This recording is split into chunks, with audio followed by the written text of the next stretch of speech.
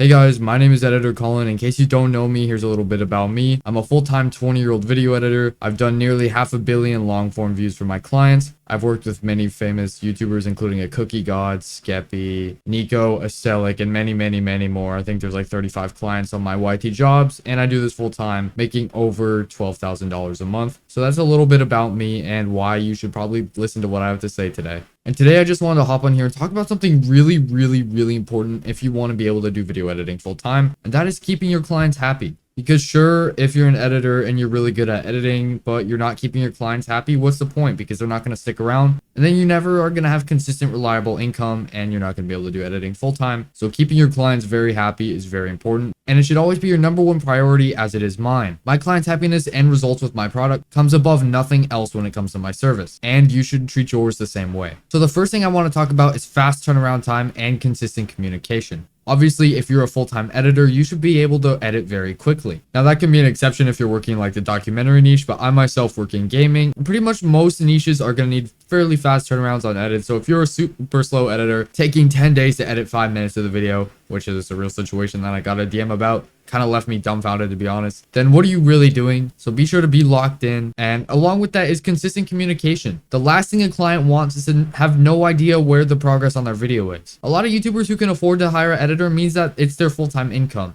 And if their video is not going to go out because of you, that's a huge problem. They're never going to want to work with you again. You're putting someone's whole channel, whole income, whole potentially family in jeopardy, all because what? All because you don't want to communicate about where an edit is. That's so unprofessional and honestly disappointing, and I see it more than I wish I did. So be sure to just stay super consistent. It's really not hard to give your client even one update a day. Like, how long does it take you to write one message to tell them your progress? Really? I just want to interrupt here to say, if you guys want my help one-to-one scaling your video editing income to a full-time income, as I have myself, and get hundreds of millions of views on your work like I have, and live out your passions as your full-time career, click on the only link in the description and we can talk more details. That should be the absolute bare minimum. Next is understanding their vision. You need to listen to their feedback and their description of what they want very accurately and meticulously, and be sure to try to get closer to it with every edit. When a client sees that you're growing with them in their vision, they're going to want to work with you long term. Next, after that, you want to be proactive on revisions. I know revisions can be very discouraging, and I've been there myself where I get kind of pissed off when I get it. Obviously, I never show that because why would you? And two, you just need to do it. It's a part of your job. If there's revisions, it means that you didn't match their vision, and your job is to create a product that matches your client's vision, not to ghost them when they give you revisions